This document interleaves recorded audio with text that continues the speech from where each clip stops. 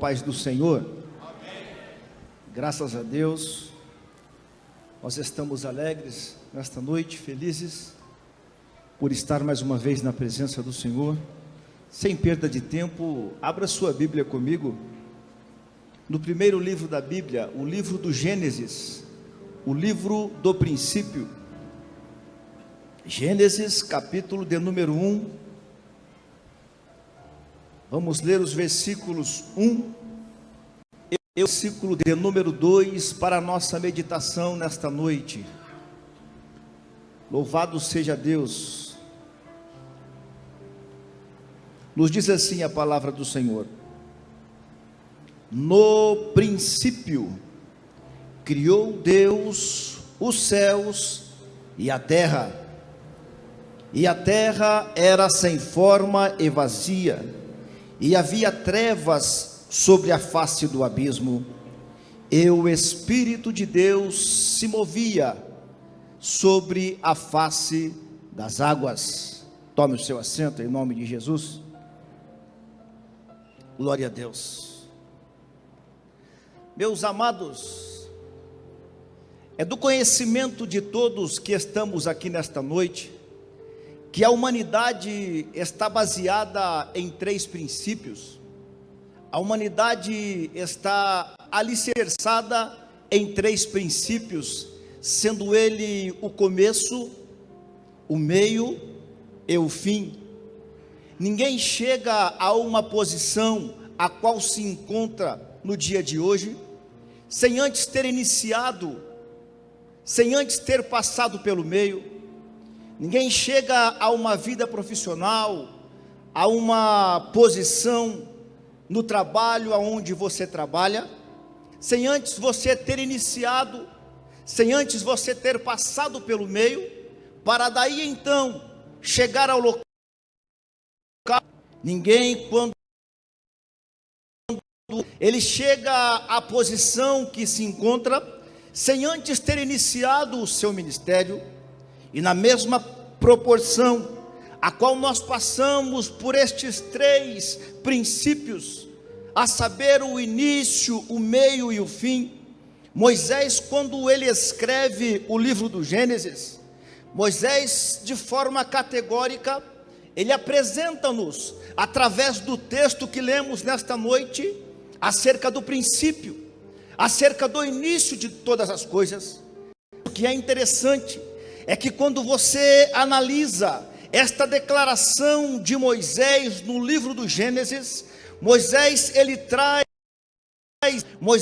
ele apresenta-nos 2 verdades, sendo ela, a primeira verdade apresentada por Moisés, é que todas as coisas foram criadas, e não obstante Moisés ter apresentado o princípio de todas as coisas, Moisés traz ao conhecimento daqueles que estão lendo a palavra de Deus, o Deus que criou todas as coisas.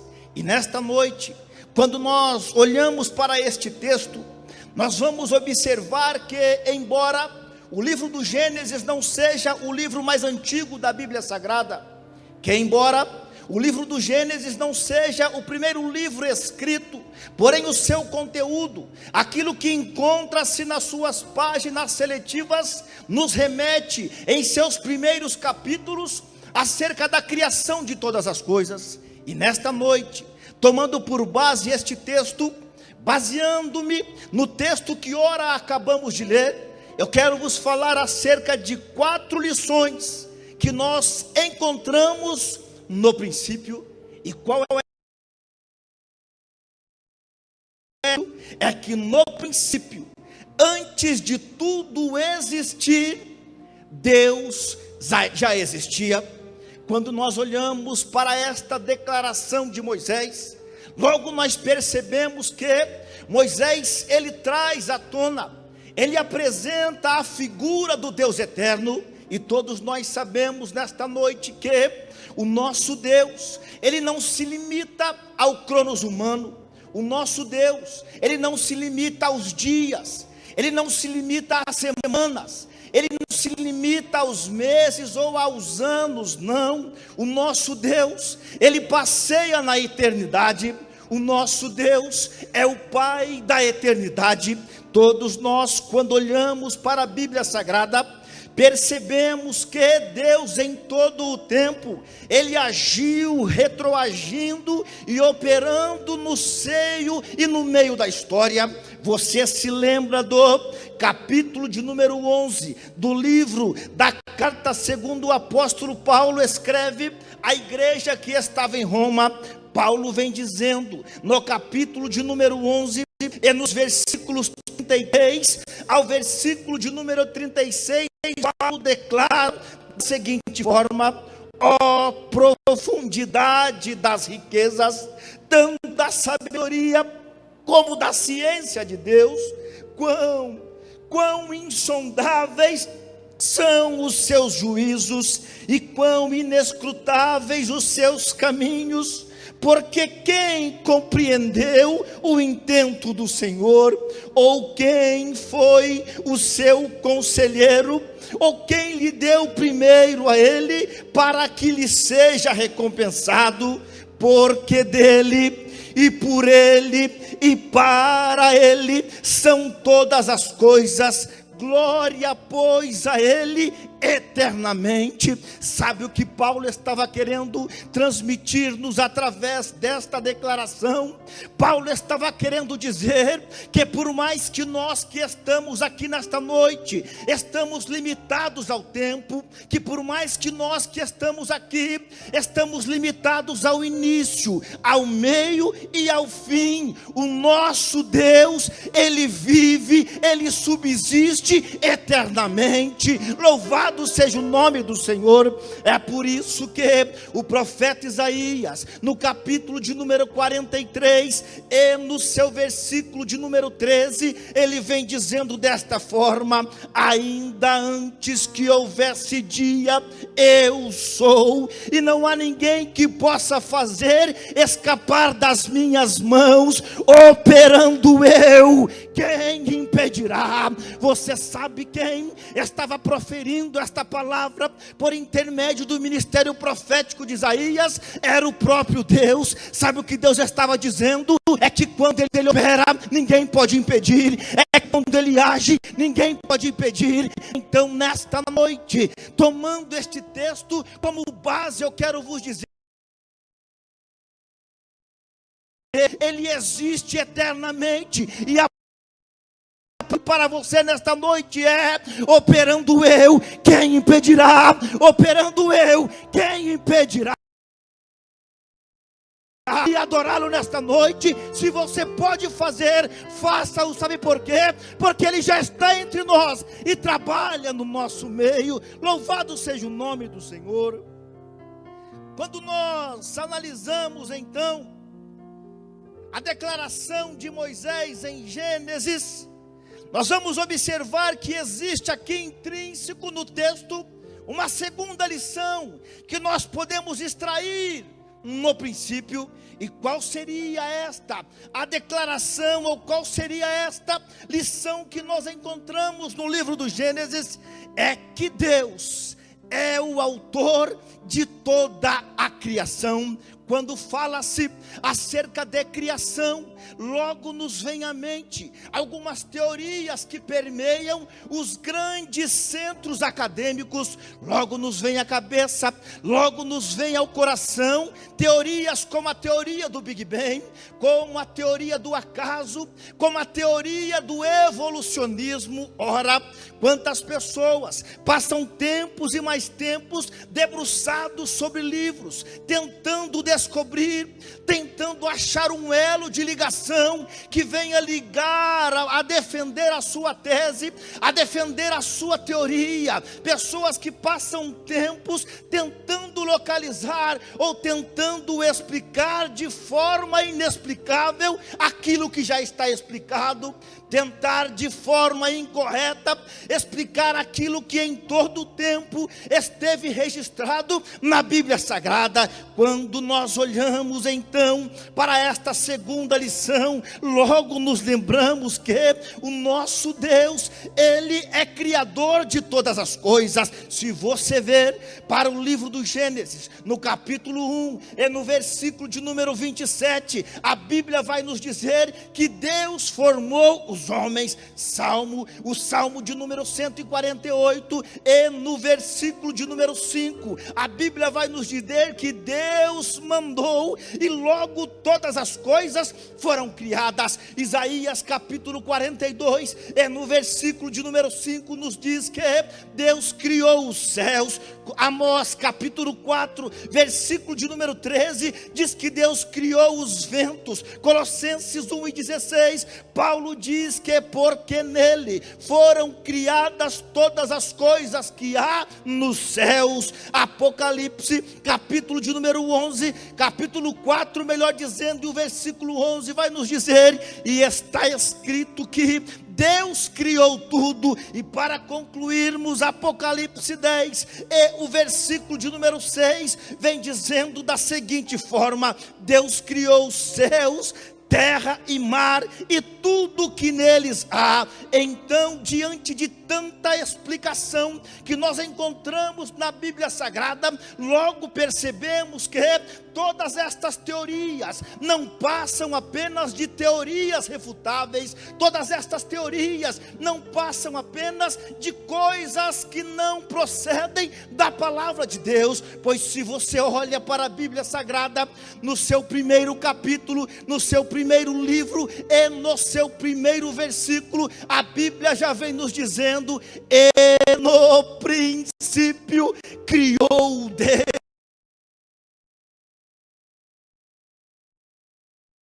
Meu irmão, nós fomos criados por Deus. Quem nos criou foi Deus. Por mais que queiram de todas as maneiras, por mais que queiram de todas as formas tentarem camuflar aquilo que está incutido na Bíblia Sagrada ou revelado na Bíblia Sagrada, jamais irão conseguir. Sabe por quê? Porque a Bíblia é clara, a Bíblia é eloquente em nos falar que quem criou todas as coisas foi Deus. Quem te criou foi Deus. Você não é fruto de um mero evolucionismo, não. Você não é fruto de um ser que veio se evoluindo no decorrer do tempo, não. Você não vive em um ambiente que surgiu devido à explosão, não. Você não vive em um local onde tudo se criou por um acaso, não. Mas você vive, e o ambiente a qual você está aqui nesta noite foi criado por Ele. Quem criou foi Ele, quem fez foi Ele, quem criou todas as coisas foi Ele e para Ele. Ou seja, você foi criado para a glória dEle. Você pode então adorá-lo nesta noite. Então faça, aleluia.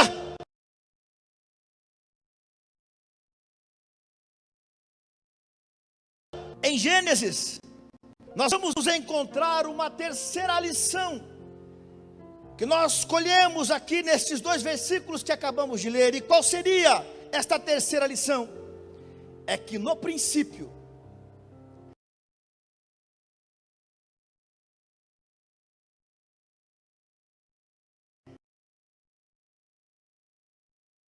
não estava sozinho. Você se lembra do capítulo 1 do Evangelho segundo escreveu João? João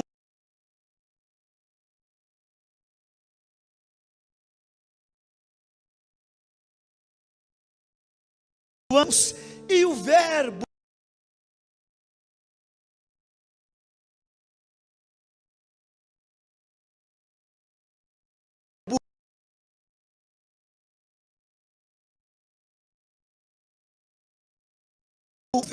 encarnado, aquele que João vem dizendo lá no capítulo 19 do livro de Apocalipse, que o nome pelo qual ele se chama é a palavra de Deus. Deus não estava sozinho, não. Deus não estava só, não. Mas o Deus Filho também está ele. Mas não obstante, Deus está acompanhado pelo Deus Filho. A Bíblia vai nos dizer no livro de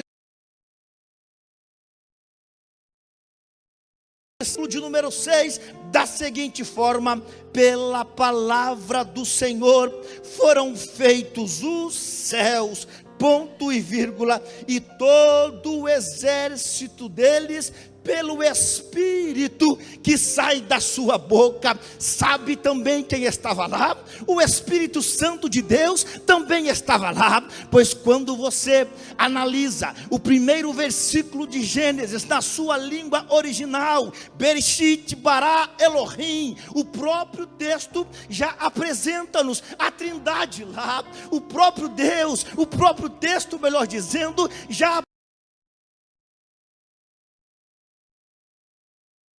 o Deus Filho,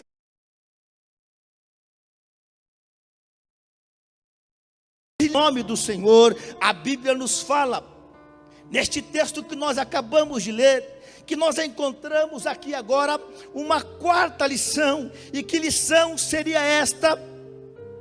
É que no princípio o Espírito Santo de Deus já estava em movimento. Se não, vejamos no versículo de número 2: e a terra era sem forma e vazia, e havia trevas sobre a face do abismo, e o Espírito de Deus se movia sobre a face das águas. Note que o termo movia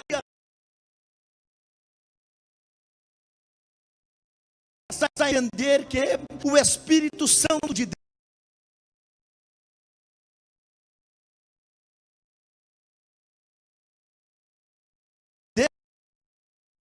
sempre age através do movimento. Pois você se lembra do livro dos Atos dos Apóstolos, no capítulo 1 e no versículo de número 8, a Bíblia vai nos dizer da seguinte forma, dizendo assim: mas recebereis a virtude do Espírito Santo que há de vir sobre vós, e ser-me-eis testemunhas, tanto em Jerusalém, como em toda a Judeia e Samaria, e até aos confins da terra. Percebam que quando o Espírito Santo manifestasse sobre eles, eles não seriam testemunhas apenas em Jerusalém, não. Sabe por quê? Porque o Espírito Santo, ele está em constante movimento. Você não entendeu? O Espírito Santo, ele está em constante movimento. Ele está movimentando-se entre nós nesta noite. Por mais que a terra era informe e vazia, ele já se movimentava diante daquilo que ainda não existia. Ou seja, antes de você chegar aqui nesta noite, ele já estava em movimento. Antes de você levantar as suas mãos para o adorá-lo, ele já estava em movimento. Antes de você dizer que ele é santo, ele já estava em movimento. O Espírito Santo de Deus, ele se move entre nós. Quantos sentem ele entre nós? Quantos sentem a presença dele entre nós? Se você sente, e se é verdade, adore-o nesta noite. O Espírito Santo, ele no início, ele já estava em movimento. E como lemos Atos capítulo 1, versículo de número 8, a Bíblia diz que vós recebereis o poder do Espírito, e ser-me-eis testemunhas, primeiro em Jerusalém. Mas percebam que a ordem não para ali em Jerusalém. Ele continua dizendo: em Samaria e até os confins da terra. O Espírito Santo sempre trabalha no meio de uma igreja que está em movimento. O Espírito Santo sempre age no meio de uma igreja que está em movimento. Lembro-me muito bem do capítulo 14 do livro do Êxodo. A Bíblia nos fala que quando o povo de Israel, eles saem agora do Egito e estão caminhando pelo deserto, a Bíblia nos diz que atrás deles vinha o exército de Faraó. À sua direita e à sua esquerda, grandes montanhas o cercavam, e à sua frente estava posto o Mar Vermelho. Percebam que pela ótica humana não tinha solução. Diante da ótica humana não tinha como transpor aquele mar. E a Bíblia diz que o povo começa agora a murmurar a Moisés, começam agora a reclamar a Moisés. E Moisés então, que representava Deus diante daquele povo e representava o povo diante de Deus, a Bíblia diz que Moisés vai dizendo da seguinte forma, lá no capítulo 14, e nos versículos 14 e 15, Moisés vem dizendo: disse ao povo: não temais, estais quietos e vede o livramento do Senhor, que hoje vos fará, porque aos egípcios que hoje vistes, nunca mais vereis. Para sempre o Senhor pelejará por vós e vós calareis. Agora no versículo de número 15, a Bíblia nos fala assim: e disse o Senhor a Moisés: por que clamas a mim? Diga aos filhos de Israel que marchem. Ou seja, a ordem de Deus era única. Assim como o Espírito de Deus pairava ou movimentava-se sobre a face das águas, a ordem de Deus também era a mesma: não fiquem parados, mas diga aos filhos de Israel que marchem. Sabe qual é a palavra de Deus para você nesta noite? Quem sabe a circunstância está difícil, quem sabe o problema é grande, quem sabe a luta tem batido a sua porta, mas sabe qual é a palavra de Deus para você nesta noite? Marche, continue marchando, porque o agir e operar vem da parte do meu e do teu Deus. Louvado seja o nome do Senhor, aleluias, glória a Deus. Agora, diante destas 4 lições que nós aprendemos em Gênesis capítulo 1, versículos 1 e 2, o que me chama a atenção está na declaração do versículo 1. Ele vem dizendo assim: no princípio criou Deus os céus e a terra. Percebam que o termo céus não está no singular, mas está no plural. Nós sabemos que a Bíblia apresenta-nos 3 céus, sendo ele o primeiro céu, o céu atmosférico, este céu que nós vemos. O segundo céu, aquilo que é chamado pela ciência de espaço sideral. E um terceiro céu, é o céu aonde o apóstolo Paulo vem descrevendo no capítulo 12 do livro de 2 Coríntios. Paulo vem dizendo que conheço um que chegou ao terceiro céu. Mas o que é interessante é que no primeiro céu, qualquer companhia aérea pode nos levar até lá. É que no primeiro céu, qualquer empresa de aviação pode nos levar até lá. Já no segundo céu, as coisas se apertam. Já no segundo céu, as coisas minimizam, pois somente as aeronaves, aquelas que estão preparadas para chegarem lá, aquelas que são fabricadas e preparadas pela NASA. Nós sabemos que no Brasil existe um major que já esteve lá, mas ali é limitado. Ou seja, ao primeiro céu, qualquer companhia poderá nos levar. Ao céu intermediário ou ao céu mesoranos, somente aqueles aviões, aquelas naves preparadas para estarem lá. Mas para chegar ao terceiro céu, só existe um jeito.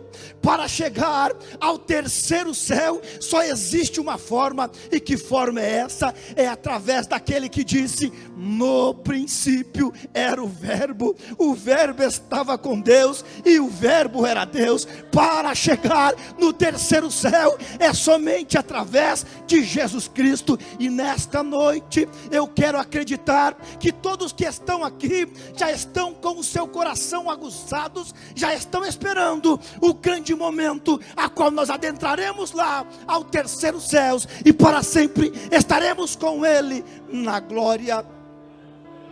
Louvado seja Deus. Agora, para nós concluirmos aquilo que nós estamos dizendo, você vai perceber no relato da criação, no versículo 3 em diante, a Bíblia vai nos dizer da seguinte forma: e disse Deus, haja luz. Agora tentem vocês entenderem o momento da criação. O brado, quando Deus disse, haja, e a Bíblia diz que houve. A Bíblia diz que Deus cria todas as coisas.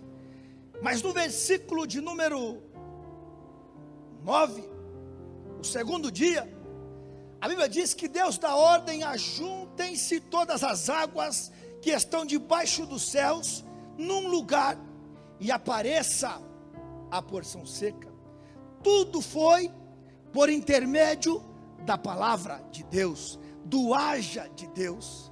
Mas o que é interessante, aleluias, é que quando Deus vai criar o homem, Deus não disse haja, mas Deus disse a seguinte palavra: façamos o homem a nossa imagem e semelhança. Agora imaginem vocês a cena: Deus moldando o barro com as suas próprias mãos. Até então tudo havia existido por intermédio da sua palavra.